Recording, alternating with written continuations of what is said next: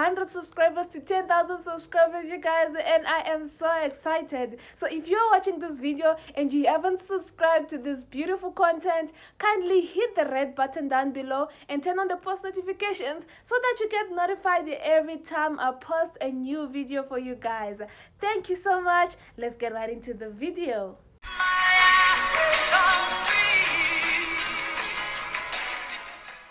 What's going on, Sparks family? Welcome back to my YouTube channel. If you're here for the first time, hi, Kina tinosparks, your favorite African without borders. And if you're here for the second or third or more than 3 times, hey, what it do?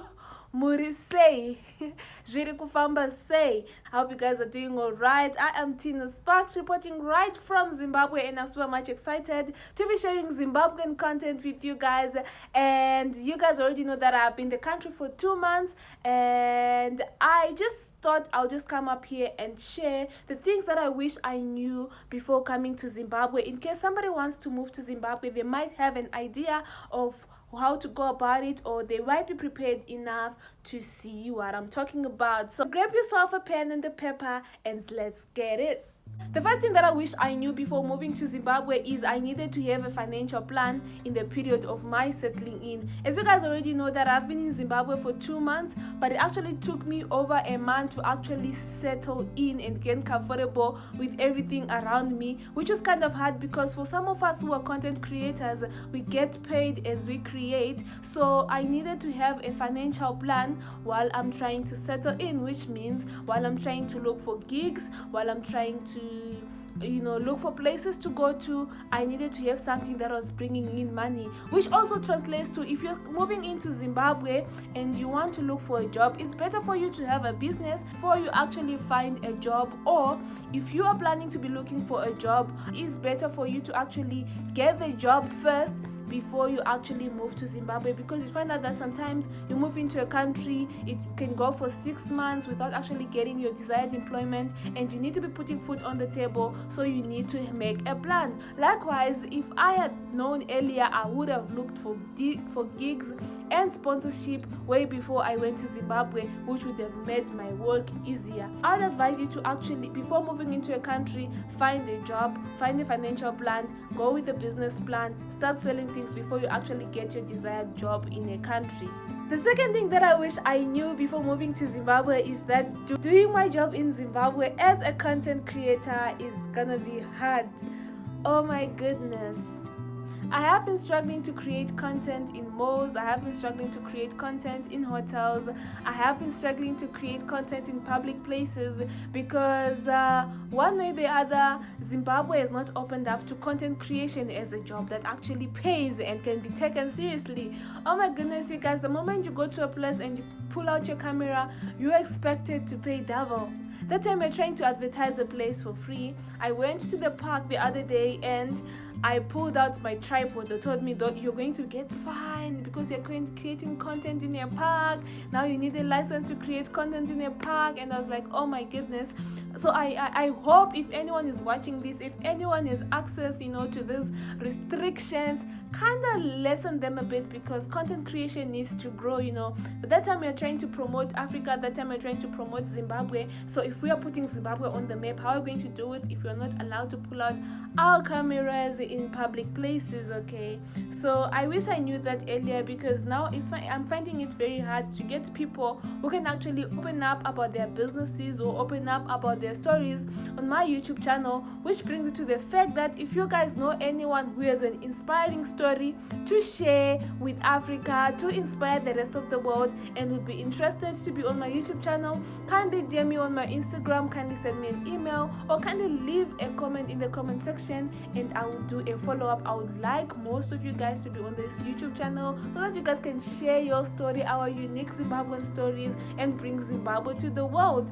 But yes, you guys, I hope as time goes by, it will listen up a bit and people would learn to appreciate content creators, and people would learn to appreciate being on camera more, and not think that everything that comes out on camera is a bit political.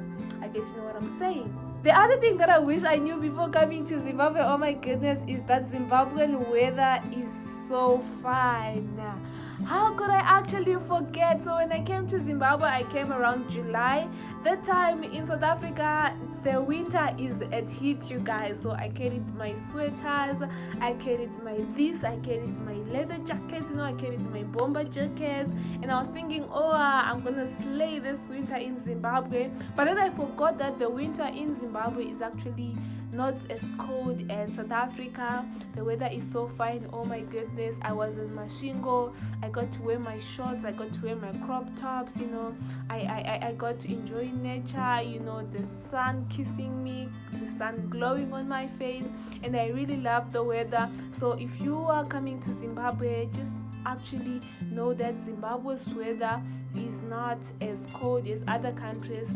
I have a friend of mine from Kenya, and every time they come to Zimbabwe they say, Harare is like a warmer Nairobi, like Nairobi with a warmer temperature, and they actually love it. So Zimbabwe is actually warmer. So every time you're coming to Zimbabwe, kindly do a research about the weather, but the weather is amazing.